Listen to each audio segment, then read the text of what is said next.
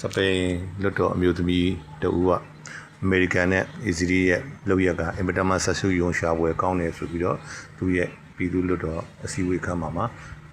လွတ်တော်ဥက္ကဋ္ဌကိုအစည်းအဝေးခန်းစာတင်ကြားနေတယ်ထိုတင်ကြားမှုတို့ပြောကြားမှုကိုလည်းလွတ်တော်အမတ်တွေအားလုံးကလည်းထောက်ခံတယ်မှန်တယ်ဆိုပြီးတော့အားလုံးလက်ခုပ်အော်ပါတီးပြီးတော့ပြောတယ်ဒီအမျိုးသမီးပြောကြတာကတော့အမေရိကန်နဲ့အစ္စရေးရဲ့ပထမဦးဆုံးဆက်ရှုပ်ညွှန်ရှာပွဲလောက်ရက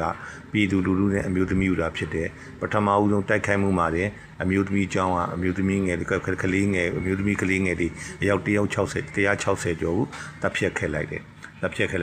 ဤလိုမှတ်ရိုင်းဤလိုဆက်ချုပ်ယုံရှာပွဲလောက်ရက်တွေဟာအမေရိကန်နဲ့အစ္စရေးတွေရဲ့လောက်ရက်တွေလားပထမပါလက်စတိုင်းမှာလည်းဒီလိုပဲလုပ်ခဲ့တယ်အခုတည်းအီရန်ကိုအဲ့ဒီလိုပဲလုပ်ခဲ့တယ်သူတို့ကကျူးကျော်စစ်ဆင်နွှဲပြီးတော့ပြည်သူတွေကိုတိုက်ခိုက်